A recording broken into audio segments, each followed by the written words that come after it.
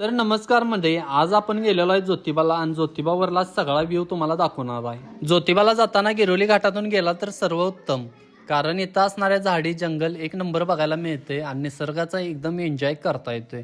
Traffic वगैरे काय नसते, त्यामुळं गाडी आपण कशी पण किती पण कुठं पण मारू शकतोय। गिरोली घाटातनं म्हटलं तर एक 3 ते 4 किलोमीटरचा प्रवास आहे।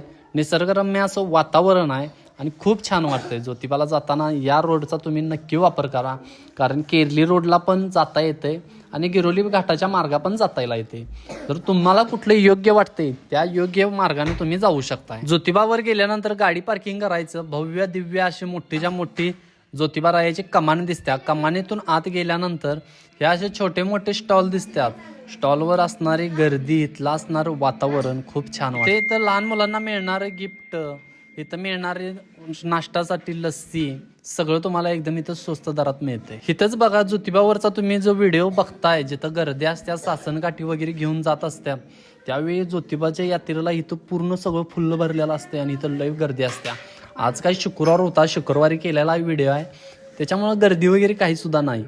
दर्शन वगैरे आपण एक नंबरमध्ये झालेलं आहे। 15 ते 20 मिनिटात दर्शन करून देवाला प्रदक्षिणा घालूया म्हटलं। प्रदक्षिणा घालत असताना ही दिसणारी तोप, इथं असणारे गुलाल वगैरे उधळण झालेले असत्या। पर्यटक भरपूर बाहेरगावचे येतात।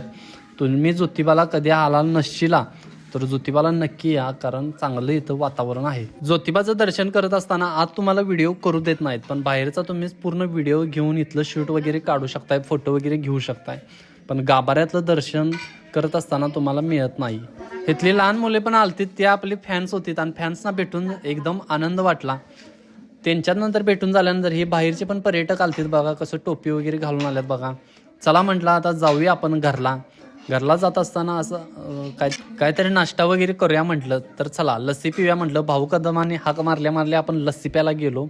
लस्सी तर एक नंबर होती, कारण ज्योतिबा आल्यानंतर तुम्ही काय नाश्ता किंवा काय खाल्लं नसलं तरी पण चालेल, पण लस्सी प्यायलाच लागत्या, कारण इथलं लस्सी एकदा पिलं की वातावरण एकदम शांत गार गरगरीतच होते। वारणा लस्सी पिऊन झाल्यानंतर तुम्ही इथं बेंटेक्सच्या अंगठ्या, सोन्याच्या अंगठ्या, इथं काय पण स्टॉलवर घेऊ शकताय।